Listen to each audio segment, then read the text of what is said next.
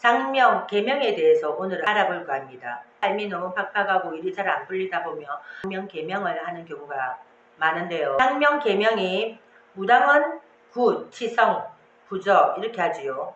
철학관 가면 계명하고 부적을 합니다. 그러면 왜 무당은 계명을 안 할까요?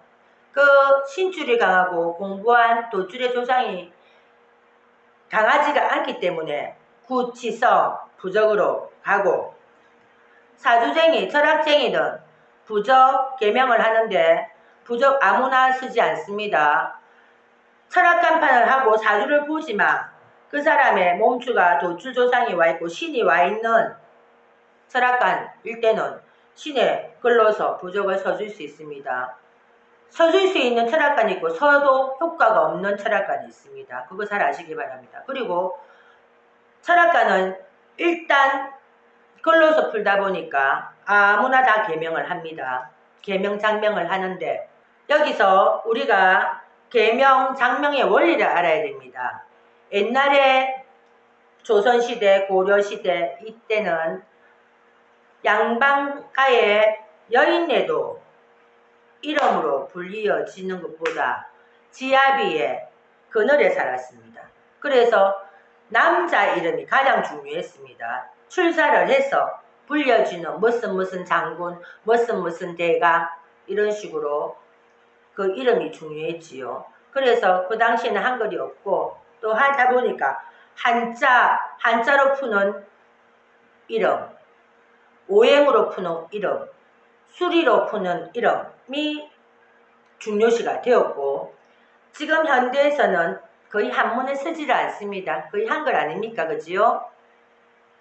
그리고 옛날에는 여인네, 평민, 천민들도 다 이름으로 불려지지가 않았습니다.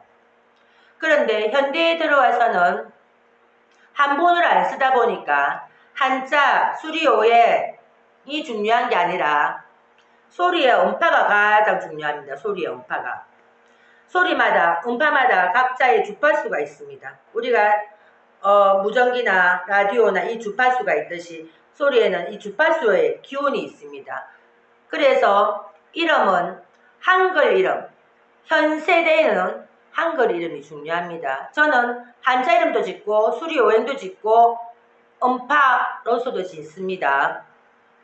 이 모든 것을 다 조화롭게 이름을 지어주는 사람이 내끼리겠지요.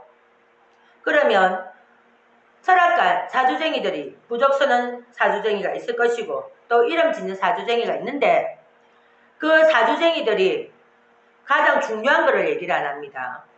이 소리의 음파, 이거는 18세 미만 아이가 유년기부터 태어났을 때 장명부터 제일 잘해야 됩니다.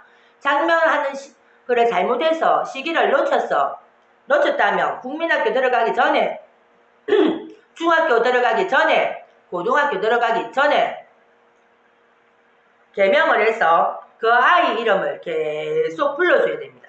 계속 불러주며 그 아이의 사주에 맞는 좋은 이름을 지었을 때 그 주파수에 맞는 기운을 그 아이가 긴 시간 동안 불리워지면서 내 기운으로 만듭니다. 필요한 기운을 내 기운으로 땡겨서 쓰게 됩니다. 그래서 계명이 중요한 거지. 20살 넘어서 30살 넘어서 40살 넘어서 50 넘어서 살다 힘들어서 가서 계명하는 거 효과가 없습니다. 왜 효과가 없느냐?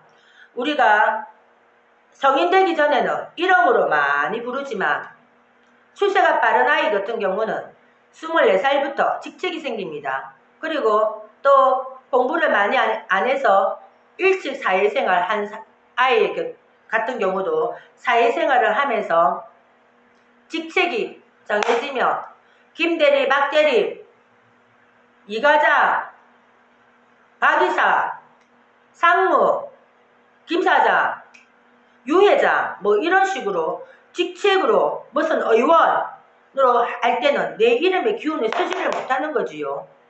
쓸 일이 없지 않습니까? 그치요? 그리고 어릴 때 많이 불려진 이 소리의 기운, 음파의 주파수를 내 몸에 맞춰서 가지고 있다가 성인이 됐을 때는 그 이름이 효과가 나는 거는 문서에 도장 찍을 때 그때 그 기운을 쓰는 겁니다. 따라서 설악관 가서 당신 사주가 안 좋으니까 이름을 바꿔라. 이름 바꾸면 팔자가 바뀌고 운이 좋아진다. 땡도 없는 소리입니다. 그거는 그 철학쟁이가 무당들이 굿 따먹는 거하고 뭐가 틀립니까? 그치요? 철학쟁이가 이름 개명 해갖고 돈 받아먹는 거나 무당이 굿 하는 거나 똑같은 겁니다. 대신에 정확하게 알려줘야지요. 당신 나이가 벌써 30이 넘고 40이 넘었으니 이 이름을 짓는다 하더라도 당장에 내 이름으로 발표할 수가 없습니다. 그래도 당신이 이름을 원한다면 개명을 해드리겠습니다. 이 전제 조건 하에 지어줘야지. 그거는 싹 빼쁘고 이름만 지으면 팔자가 변하고 운이 바뀌고 그래갖고 일반인들은 이름 바뀌면 내 운명이 바뀌고 내가 뭐 천하를 얻은 것 같이 이렇게 생각을 합니다. 착각. 근데 살아보니까 바뀝니까? 안 바뀝니다.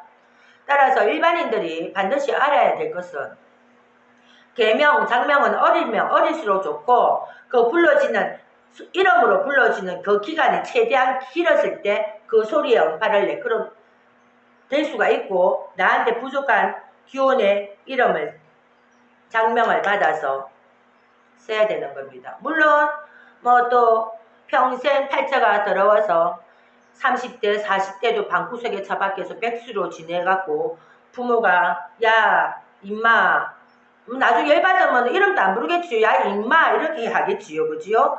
뭐 그래도 영희야 철수야 뭐 이런 식으로 불려진다 하더라도 벌써 아이가 그 기운을 자기 기운이 고착한 데 대해서 고착된 상황에서 이름을 지은들 그거를 흡수도 잘 못할 뿐더러 흡수가 많이 불려져서 흡수가 됐다 하더라도 벌써 시와 때가 늦었기 때문에 사회에 나가서 제대로 자기 기운 받은 만큼 직장을 찾든지 돈을 불리든지 그렇게 하기가 힘듭니다.